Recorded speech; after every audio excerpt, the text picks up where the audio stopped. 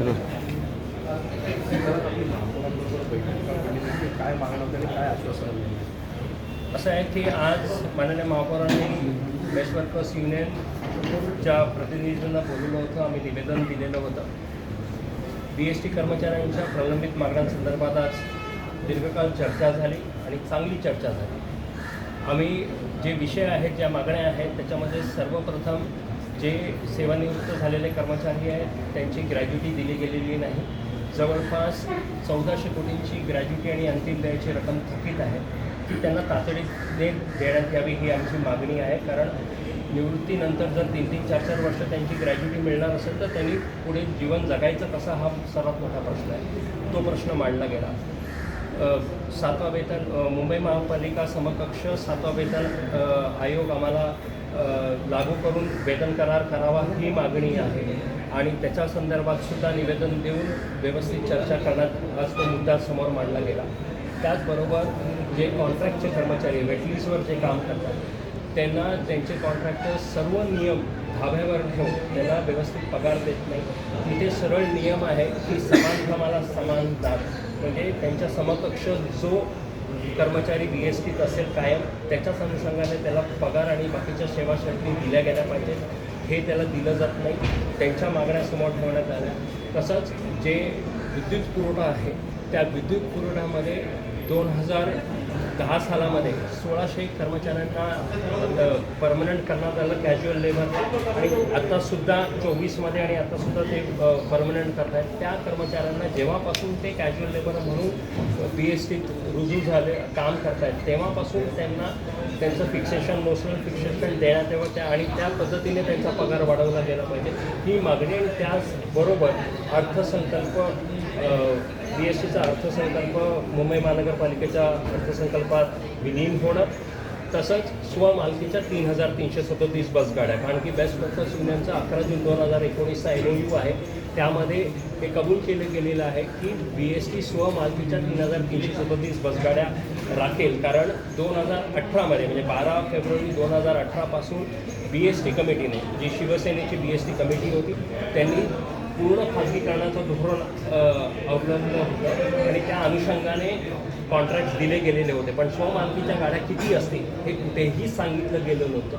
तर स्वमालकी आपण तो MOUमध्ये लिहून घेतलं की स्वमालकीच्या 3337 बस गाड्या राहतील.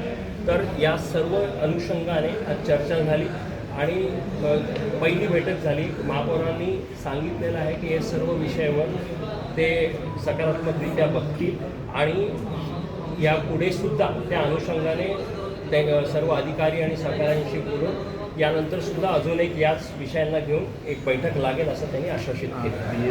BST डबघाईला आल्याची वारंवार टीका केली जाते. त्यासोबतच अर्थसंकल्प सादर झाला त्यामध्ये जवळपास 1000 कोटी फक्त BSTला देण्यात आले होते.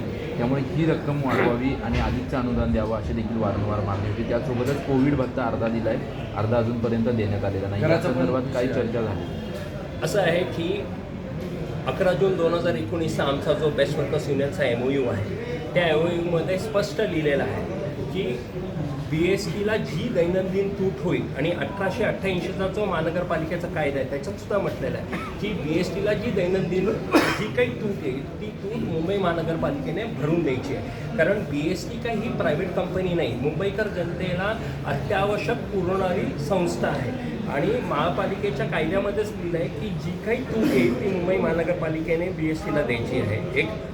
आणि त्या पद्धतीनेच आम्ही ही मागणी केली. कारण की जर ही प्रॉफिट अँड लॉसचा प्रश्नच नाही आहे आणि हे जे कोण आधीची लोक जी आधी शिवसेनेकडनं मी स्पष्ट सांगतो की त्यांच्याकडनं जे काही गणित केलं गेलं प्रॉफिट आणि लॉसचं ते फक्त आणि फक्त BSTच्या जागा विकण्याकरिता त्यांचं राजकारण होतं.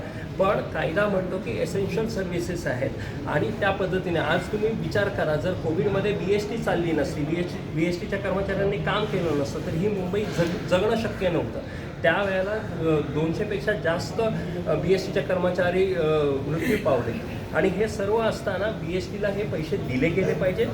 ते आम्ही आज माननीय महापौरांसमोर ते मांडलं आणि त्यांनीसुद्धा कबूल केलं की BST जगणं हे मुंबईकरांसाठी गरजेचं आहे. कारण की ही सेवा मुंबईकरांसाठी दिली जाते आणि त्या पद्धतीने पावलं उचलली जातात. कॅन्टीनचं देखील आता प्रश्न उद्भवतो आहे. गॅसच्या त्यामुळे आता एक कॅन्टीन बनलं तर त्यावरती काही मी आपल्याला सांगतो, माझंच पत्र आहे पहिलं, मी पत्र दिलेलं आहे की BSTच्या कारण की अत्यावश्यक सेवा आहे त्या पद्धतीने त्याला प्रायोरिटी देऊन त्यांना ते LPG मिळायला पाहिजे.